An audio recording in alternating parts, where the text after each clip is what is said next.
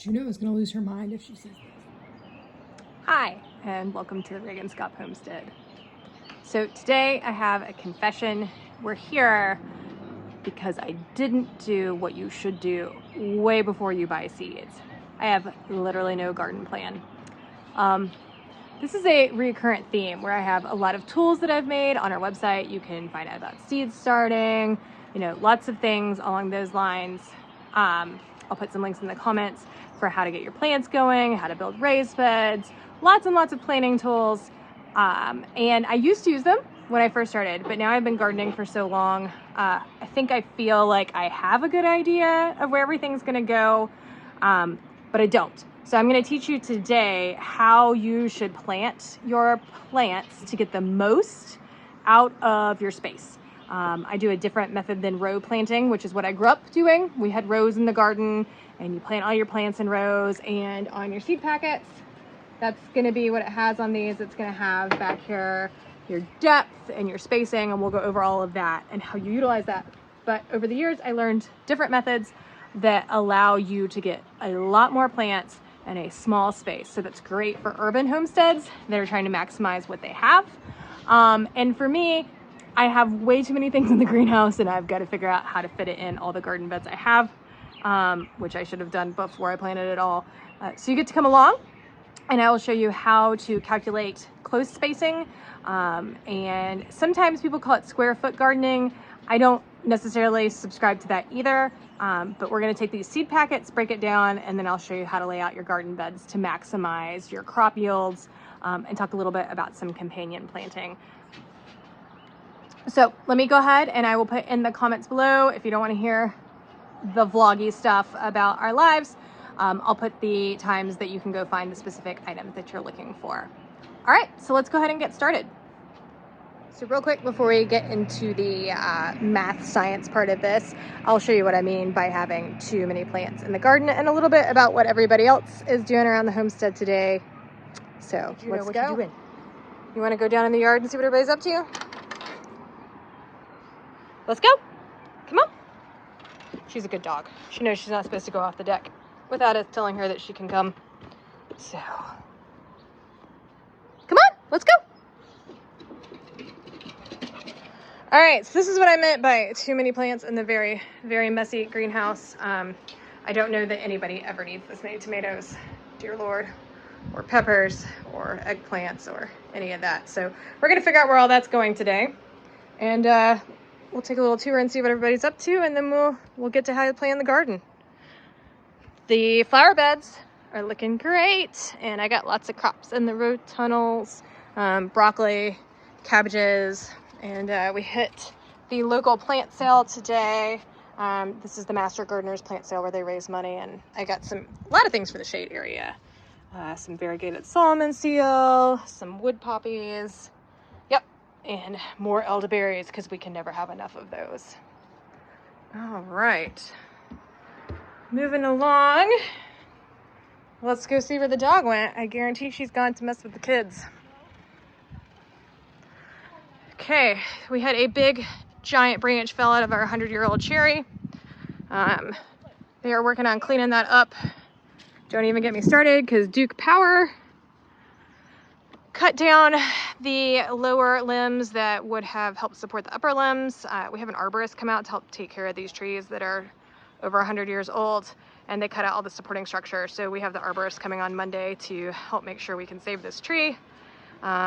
And we're kind of cleaning up a little bit. Duke's supposed to pick up the rest of this mess on Monday, but we're getting the firewood out of it. McLean, you want to be on video? Well, why not? Here's cleaners, Juno. We've got all these bricks here because we are going to make this a little path, since the dog just wears it all out playing ball all the time and soccer with the boys. But then we'll also add some more grass for better soccer time. And this is gonna be my elderberry flower area down here. We got the neighbor's elderberries. This hillside doesn't get used for much other than collecting lots and lots of water. So I decided I'm gonna plant elderberries instead of poke salad all down through here. It gets some sun and some shade, so gotta work with what you got. But that's the big one. That's what you saw up front. You saw some elderberries. and the cleanup, a little bit of yard work, and planning out the garden because next week is planting week. Do you want me to go throw the ball? All right, I'll throw the ball a couple times. Then I got to plan the garden because we have Big Papaw's 89th birthday today. All right.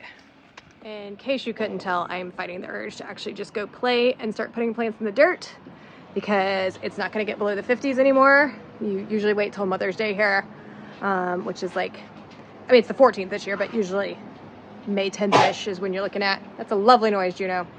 I'm gonna plan first so that this works out okay. So let's get to it. Okay, I'm going to show you this planting technique that, like I said, is a little bit like square foot. I just call it offset planting.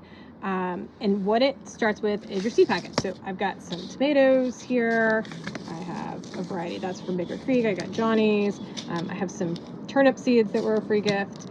And what you do before you start this process is you lay out your beds. I really like graph paper.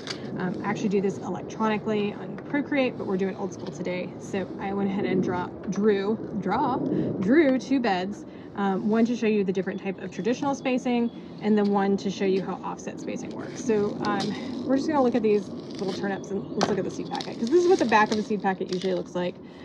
You'll see here that they need to be spaced 2 to 3 inches apart, and they need rows to be 24 inches apart for the turnips, if you're doing traditional row spacing. Some packets nowadays are getting away from putting the row spacing, and you'll only see like plant spacing, which is 24 inches apart. But generally speaking, your rows are going to be even further apart than that so that you have ideal spacing for each plant. They have movement in between them. The row spacing is great if you are a farmer and you have a farm truck that's going to go through here and weed. So pretend this is your row, and then you're going to have a big tractor come through and make sure all your weeds out of the row are fine. If you're a home gardener, you probably don't have a giant tractor doing that. So I'm going to show you the difference in spacing. So let's follow the instructions here. This is a space of 2 to 3 inches and rows of 24 inches. So with traditional spacing, each one of these little grid blocks is 1 foot. So if you can get 2 to 3 inches for each one, I don't even know that I can draw it that small, but you'd be going basically, you know, little dotted lines all down through here. Let's say that you could get 3 per block and our row is this long. So 3, 6, 9, 12. You get 12 turnips in there. And then you have to go 24 inches. So you can get, you know, 24 turnips in this traditional way of laying them out, right? All right, and offset planting, what you do is you stagger your things. You're still giving them the 2 to 3 inches, but now you're ignoring the row. You just ignore this 24 inches completely, and you still do the 2 to 3 inches. I always go to the max when I'm doing offset spacing, if not even a little bit bigger, because tomatoes are going to tell you you only need 2 feet, and I don't know what world people live in where your tomatoes only need 2 feet, but we're going to go with that. So with offset spacing, if you want them every 2 to 3 inches, you would start here, say 2 inches in, and then you would stagger your next one 2 to 3 inches away. And you would go through and you would do that. I guess I should do that appropriately since we're trying to do it. But then you would come here and you would do the same thing without the rows.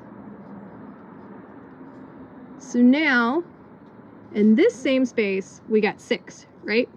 In this same space, we have 3, 6, 9, 12. So you get a whole bed of them, and they're all offset.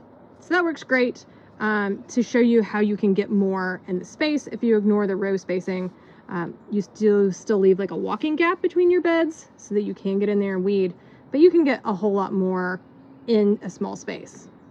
Okay, so then let's talk about the other way offset planting is really good. Hold on one second. Let me grab a couple other seed packets. Okay, we're back. And we have 2 different items here. We have some really lovely tomatoes, big rainbow tomatoes, some nice slicers for later on in the season. And then I have some just sweet basil that I picked up at Lowe's. And I don't even know how old it is. Let's not look at the date. We're gonna look at our plant spacing here. So this is 10 inches for the basil and 24 inches for the tomatoes. 24 inches for tomatoes is people that are on crack or obviously do a better job pruning their tomatoes than I do, but 10 inches for basil seems about right. So let me show you the difference here. if this is our row for tomatoes, we'll just pretend that we didn't have the turnips anymore, and we need every 24 inches, we'll just start this like right here. All right, then we're gonna put a tomato, and then we're gonna put a tomato. And then we need 24 inches for its rows. So you got 2 tomatoes, okay? We're gonna offset this. Now, tomatoes need a lot of space, so I don't know how well you're gonna offset this and still get enough room, but it's, you know, a diameter of 2 feet. So we're just gonna like plant this first one on the same page, but we're gonna put it over here. It needs a good amount of room. And you're gonna go 2 feet over here, and you're gonna plant another one. Well, you still only got 2 tomatoes because this isn't a very big bed. I mean, you might be able to shove another one in there if you've offset them good enough. But even then, you now have all this extra space. So in here, you just have your row. That's it, you got your tomatoes. But now you've got more space, so you can tuck in a little basil in here and a little basil in here. And they'll still have enough light and room because these are offset. So now instead of just 2 tomatoes, you have 2 tomatoes and a basil, and then, you know, maybe you manage to tuck in like a little marigold down here for some pretty flowers and to help control pests. And these mixed beds where you're mixing in and you're offsetting the plants will still all have enough light, but you're going to be able to add flowers, and you're going to be able to add companion plants, and you're going to have more space, and it's also going to be biodiverse, so that once you have a tomato, you know, hookworm there, eating your tomatoes, they can't just go down the line and munch. They got to get through the basil, they got to get over the marigolds, they got to work their way around, and it's not just one crunchy line all the way down. So that's how, you know, I lay out all my beds. Like I said, you can use a nice filmed version inside of Procreate. That's a tool I use that you can put down grid or any kind of like grid paper. I think that you might even have it built in some of your iPads if you want, and you can do them there, but paper is real good. So I'm going to lay out all my seeds, and then I'm going to draw out my beds. I'll give you a preview of what that looks like, and I'll show you how I lay out all my gardens. So let me get to work. So here you can see that we have our finished garden plan. This is the fenced garden where I keep everything away from the groundhogs, and I've used this offset planting to put in lots and lots of diverse plants. So you can see here that I've got carrots and beets in front of the corn. I've left a little corner for popcorn to plant later. On the sides, I'm trellising cucumbers and squash. I've got beans mixed with peppers and flowers mixed in with tomatoes.